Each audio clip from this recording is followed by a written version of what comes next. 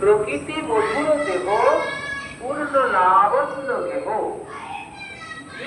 মলিত ললিত রূপ ভদ্র কন্দর্প ভূপ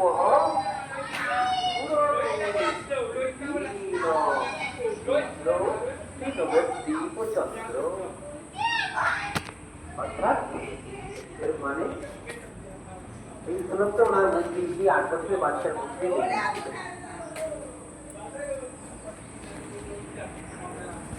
এর মানে হচ্ছে আমাদের এই গোড়া হলেন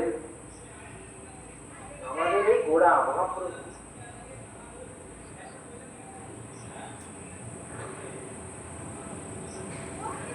বলছেন আমাদের গোড়া হইতেছেন কনক রুচি। রুচি মানে হচ্ছে কনক মানে সোনা।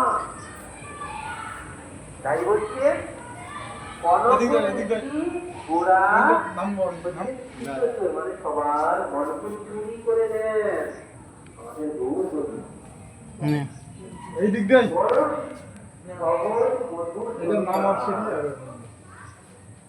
লাবণ্যের ধারাকে প্রভু হইতে প্রত্যেকটি শতধারায় যেন সুধার বসছে মহাপ্রভুর অঙ্গ থেকে সুধার ধরে ধরে বসছে শতধারায়। এ ললিত রূপ দর্শনে স্বয়ং মদনেরও জ্বলিয়া ওঠে ভোগ হৃদয়ে আমার নটবর নবদ্বীপ চন্দ্র স্ফুরিত হইয়া উঠুক। আমার হৃদয়ে সবসময় আমার নবদ্বীপ চন্দ্র যেন ভরে উঠুক। প্রভু লীলা করে কীর্তন সভা সেদিন প্রেম দর্শনে সকলেই চঞ্চল না হতে পারবেন না। এই বালকের এই দৃশ্য দেখে কেউ চঞ্চল না হতে পারবেন না। প্রভুর চিত্তে সংসারে রঘুনন্দন তাহাদের গৃহদেবতা গোপীনাথের সেবায় আত্মনিয়োগ করে। প্রভুর নির্দেশে রঘুনাথ সেই তাদের গৃহদেবতা গোপীনাথের সেবায় নিজেকে করে। তার ইচ্ছা ছিল যে আমি প্রতিদিন পূজার সময় আমার গোপীনাথের গানে দুটো কদম্ব ফুল দিয়ে দেবো।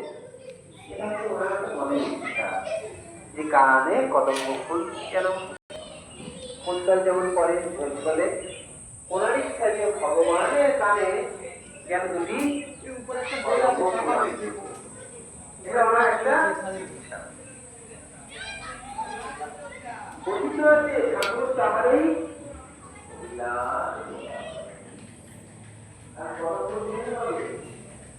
ভগবানের ইচ্ছা এটাও কোন এক গাছে এরকম শোনা গেছে। এটাই বলছি মন্দিরের নিকট এক কলঙ্ক ছিল প্রভুর পুষ্প সজ্জার জন্য ধুতি করে কলঙ্ক ঘুরতে থাকে। এটা কি সম্ভব? কেন তার ইচ্ছা